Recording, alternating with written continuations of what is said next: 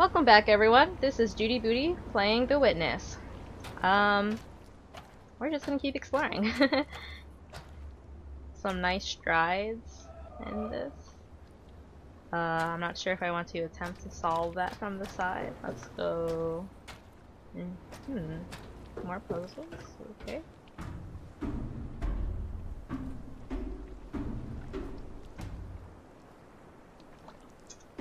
Okay, let's solve this one. Huh. So this blue piece is angled, which means we can rotate it any way on this thing.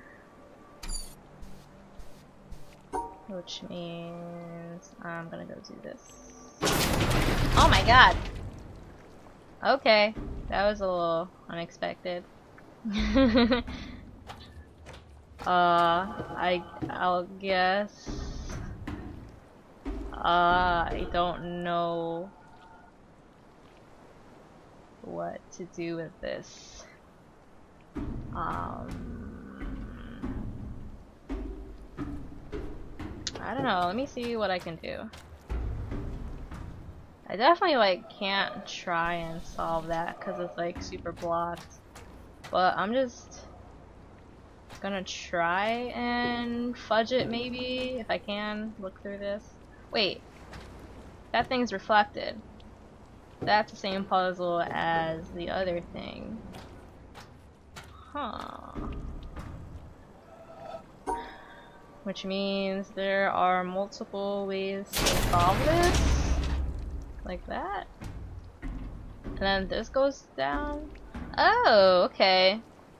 So these yellow squares correspond with what I filled in with this puzzle. So those two squares in the top left that I did not, that I kind of subtracted, is down there. So, huh. That's cool.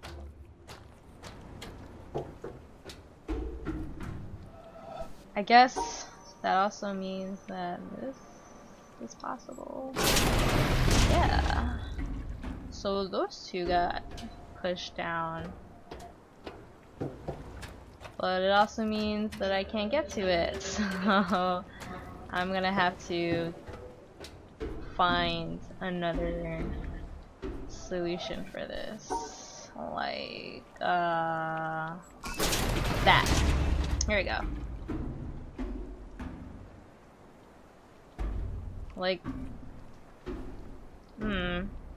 Weird. I can't get down there myself.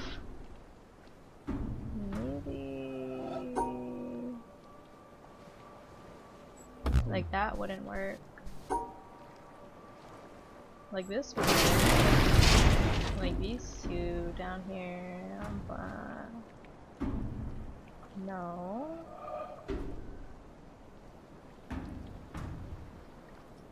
I don't know, I'm just trying to see what's up with this.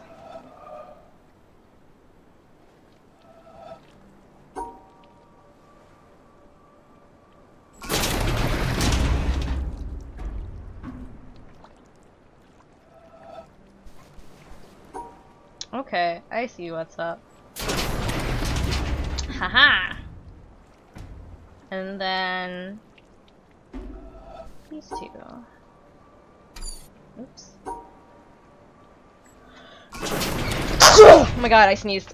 I'm sorry. That's on recording, that's probably a nuclear bomb or something. Yay, we made it. I think this is the solution for this puzzle. Teehee. I am victorious. Oh, what's down there? Hello, hello. We're gonna go check you out. But first, I need to make sure that this shoots out in the right direction, right? Because it would be bad if we need to go somewhere else to get it where it needs to be.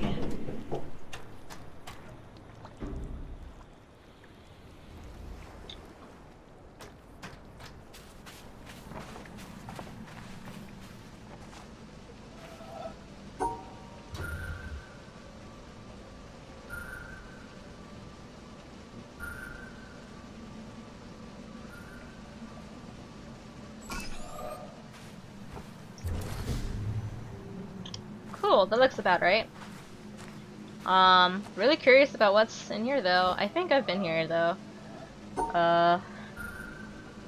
So yeah, I'll try and find that out.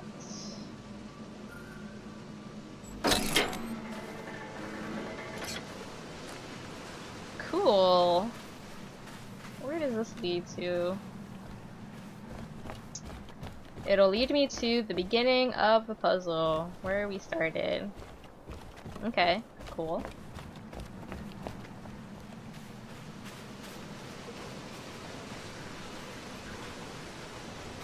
Oh, hello. Wow, what's down there? Looks like this place is blocked from the other side. Unfortunate. That looks really cool, but we'll probably find another way to get in there. Hopefully, right?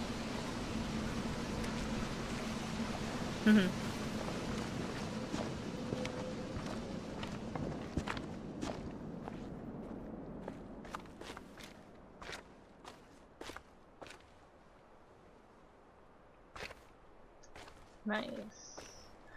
That is another platform that we can solve to get to this side of this area, which will lead up to that plateau. So that is another place we could go to. I do believe this will lead to it though. Yeah. Let's scope out the area. See what's up. Oh, hello.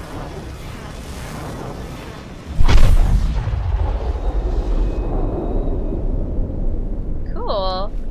My guess is that it's going to another one of those black ominous pillars.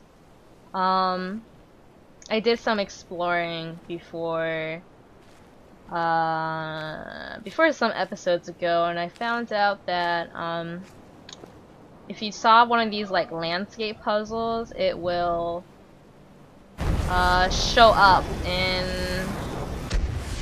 okay. It'll show up in what's it called? It'll show up on the facade of the pillar, so they're pretty interesting. If I may be honest. I'm just gonna try and snipe this puzzle because why not?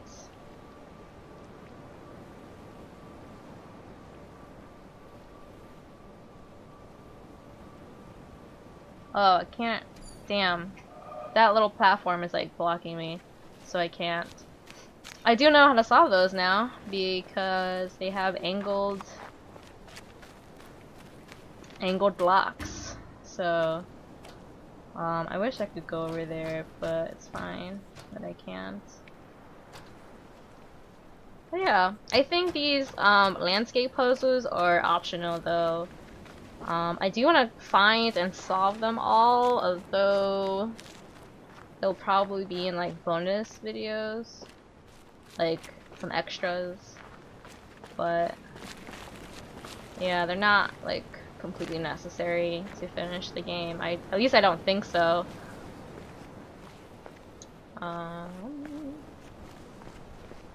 Yeah, beautiful landscape.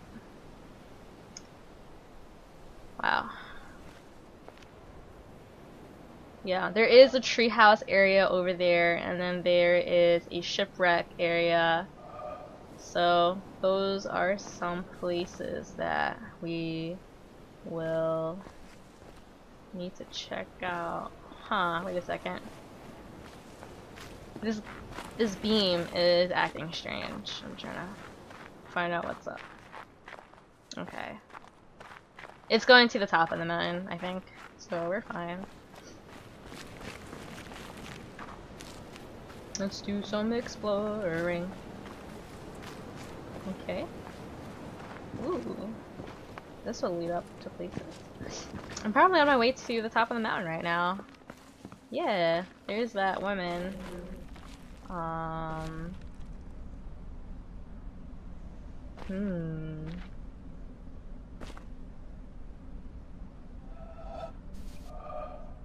Hmm.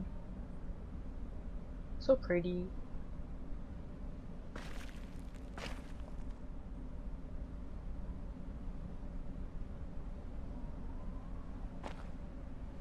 Oh, look at my shadow, all the way in the distance. That's what happens when you play in high resolution, high quality.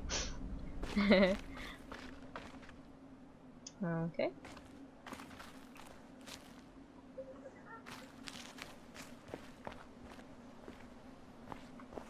Whoa. We're getting pretty high up. Oh, hello, mountain climber. How'd you get up there? Oh, shoot. I just missed this. Whoa, what is this? This is like some Steven Universe stuff going on now. Okay.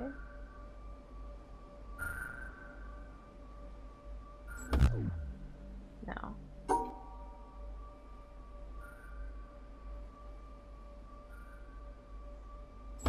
What?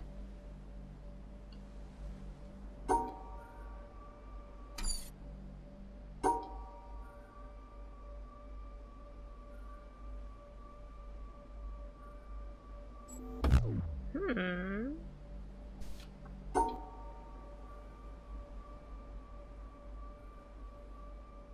Oh, okay. So the yellow is invisible right now. I can't see it. So I'm just gonna try and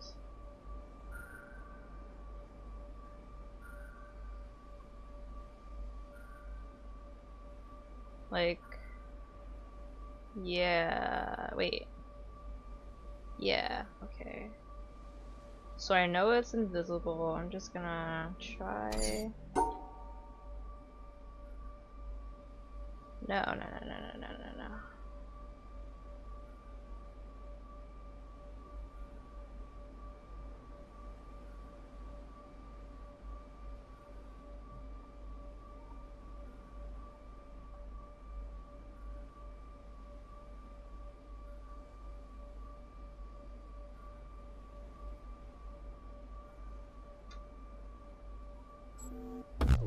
No?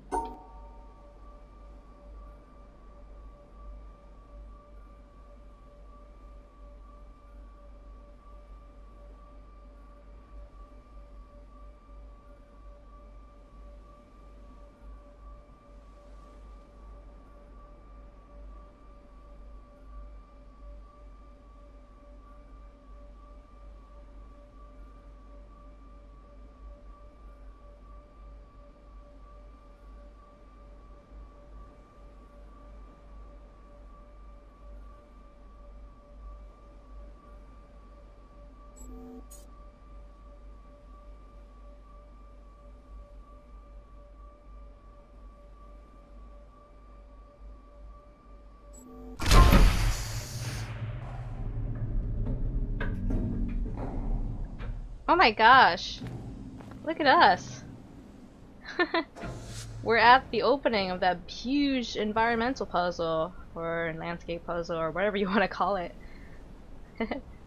And here we have another sheet of paper for perhaps a video recording. Cool. I'm just gonna take a screenshot really quick so we can reference this later. Awesome. This is pretty sick. So neat. Man, there's so many like little secrets in this game. But we're gonna continue up, see what's going on. Wow.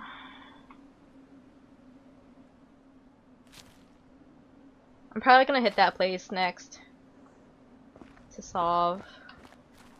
Mountain climbing. Ooh, we're getting snowy. Wow there. Wowee. Am I in Skyrim yet?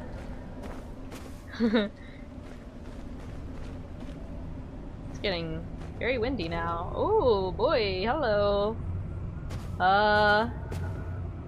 Oh. Up there, you go around every hour and a half, time after time after time. You wake up usually in the mornings, and just the way that the track of your orbits go, you wake up over the Mideast, over North Africa. As you eat breakfast, you look out the window as you're going past, and there's the Mediterranean area, and Greece, and Rome, and North Africa, and the Sinai, the whole area. And you realize that in one glance, that what you're seeing is what was the whole history of man for years, the cradle of civilization. And you go around down across North Africa and out over the Indian Ocean and look up at that great subcontinent of India, pointed down toward you as you go past it. And Ceylon off to the side, Burma, Southeast Asia, out over the Philippines, and up across that monstrous Pacific Ocean, vast body of water. You've never realized how big that is before. And you finally come up across the coast of California and look for those friendly things. Los Angeles and Phoenix, and on across El Paso. And there's Houston. There's home. And you look, and sure enough, there's the Astrodome. And you identify with that, you know? It's an attachment. And down across New Orleans, and then looking down to the south, and there's the whole peninsula of Florida laid out. And all the hundreds of hours you spent flying across that route, down in the atmosphere, all that is friendly again. And you go out across the Atlantic Ocean and back across Africa. And you do it again, and again, and again. And that identity, that you identify with Houston, and then you identify with Los Angeles, and Phoenix, and New Orleans, and everything. And the next thing you recognize in yourself is you're identifying with North Africa. You look forward to that. You anticipate it. And there it is. That whole process begins to shift of what it is you identify with. When you go around it in an hour and a half, you begin to recognize that your identity is with that whole thing. And that makes a change. You look down there, and you can't imagine how many borders and boundaries you crossed again and again and again. And you don't even see them. At that wake-up scene, the Mideast, you know there are hundreds of people killing each other over some imaginary line that you can't see. From where you see it, the thing is a whole, and it's so beautiful. And you wish you could take one from each side in hand and say, look at it from this perspective. Look at that. What's important? And so a little later on, your friend, again those same neighbors, another astronaut, the person next to you goes out to the moon. And now he looks back and sees the Earth not as something big where he can see the beautiful details, but he sees the Earth as a small thing out there. And now that contrast between that bright blue and white Christmas tree ornament and that black sky, that infinite universe, really comes through. The size of it, the significance of it, it becomes both things. It becomes so small and so fragile, and such a precious little spot in that universe that you can block it out with your thumb. And you realize that on that small spot, that little blue and white thing is everything that means anything to you. All of history and music and poetry and art and war and death and birth and love, tears, joy, games, all of it is on that little spot out there that you can cover with your thumb. And you realize that that perspective, that you've changed, that there's something new there. That relationship is no longer what it was. And then you look back on the time when you were outside on that EVA and those few moments that you had the time because the camera malfunctioned, that you had the time to think about what was happening. And you recall staring out there at the spectacle that went before your eyes. Because now, you're no longer inside something with a window looking out at a picture. But now you're out there, and what you've got around your head is a goldfish bowl, and there are no limits here. There are no frames. There are no boundaries. You're really out there, over it, floating, going 25,000 miles per hour, ripping through space, a vacuum, and there's not a sound. There's a silence, the depth of which you've never experienced before. And that silence contrasts so markedly with the scenery and the speed with which you know you're going. That contrast, the mix of those two things, really comes through. And you think about what you're experiencing and why. Do you deserve this? This fantastic experience? Have you earned this in some way? Are you separated out to be touched by God to have some special experience here that other men cannot have? You know the answer to that is no. There's nothing that you've done that deserves that earned that. It's not a special thing for you. You know very well at that moment, and it comes through to you so powerfully, that you're the sensing element for man. You look down and see the surface of that globe that you've lived on all this time, and you know all those people down there. They are like you. They are you. And somehow you represent them when you are up there. A sensing element, that point out on the end, and that's a humbling feeling. It's a feeling that says you have a responsibility. It's not for yourself. The eye that doesn't see does not do justice to the body. That's why it's there. That's why you're out there. And somehow you recognize that you're a piece of this total life. You're out on that forefront and you have to bring that back somehow. And that becomes a rather special responsibility. It tells you something about your relationship with this thing we call life. And when you come back, there's a difference in that world now.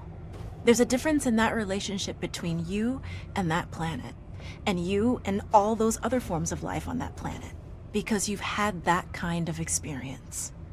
It's a difference, and it's so precious. And all through this, I've used the word you because it's not me. It's not Dave Scott. It's not Dick Gordon, Pete Conrad, John Glenn. It's you. It's us. It's we. It's life. It's had that experience. And it's not just my problem to integrate. It's not my challenge to integrate, my joy to integrate. It's yours. It's everybody's. Russell Schweikart, 1975.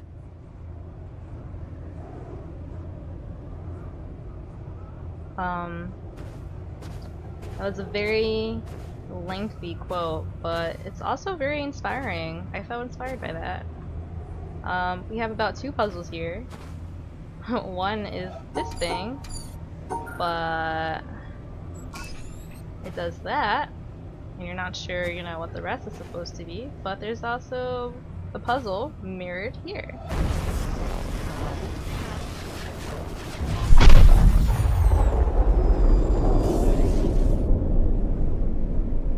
So it goes, these environmental puzzles each go down to a specific obelisk, I'll start calling them, and they're really interesting. I'll probably run down there and show them to you. Yeah. That I was reminded of Saget's video on our tiny pale blue dot, like that whole video about how everything, like the entire human experience, or most of the human experience, is on that planet. So this is blocked, unfortunately, but we do see some puzzles about, or like some symbols about the puzzles here, like the maze, hexagons, spiky things, you know, environmental puzzles, that kind of stuff. This top of the mountain has a lot to take in, that's for sure.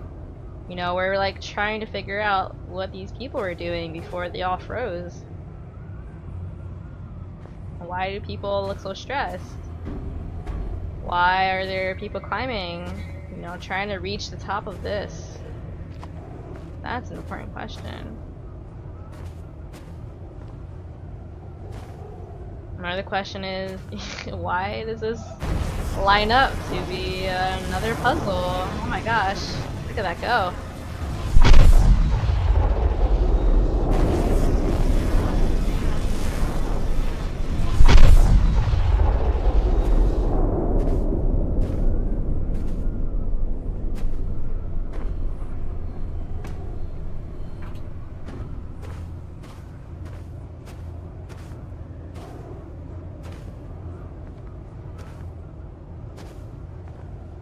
There seem to be a lot more of these too. Just trying to find where they start.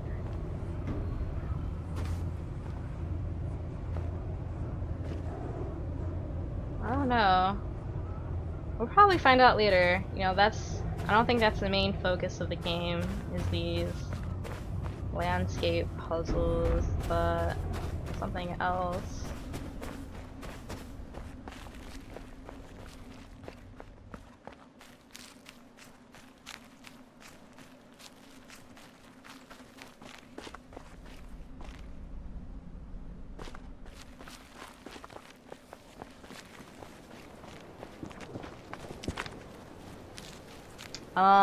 That river puzzle, or the river path, I'd rather call it, is actually what got me to buy the game. I saw a gameplay video which included that, and I was just so amazed by that concept that I went and looked up the game and bought it. So here we are at the obelisk. These are the puzzles that we've solved, and there's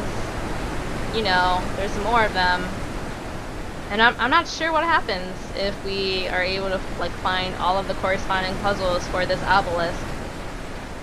So that is one more mystery to unravel.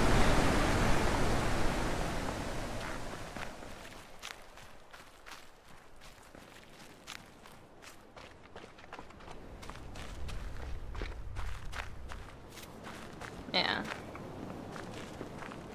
I need to like try and find the entrance to this again. Yikes.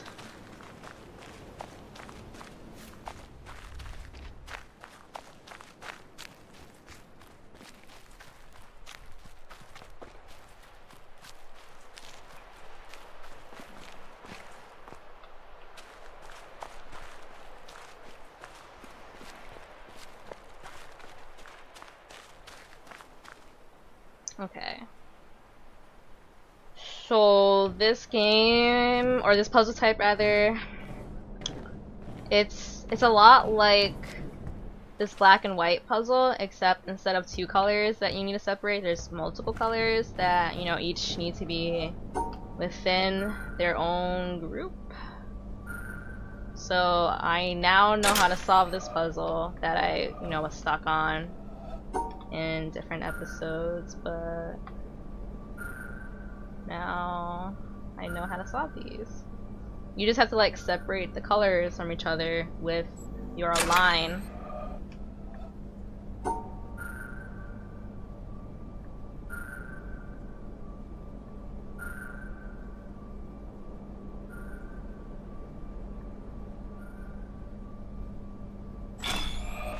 Alright. Well, we've reached the 30-minute mark, kind of, in this video. And, you know, this kind of is a sucky ending to this episode since we were just on top of that mountain and it's all, like, great and stuff. But, oh well, I'll see you next time.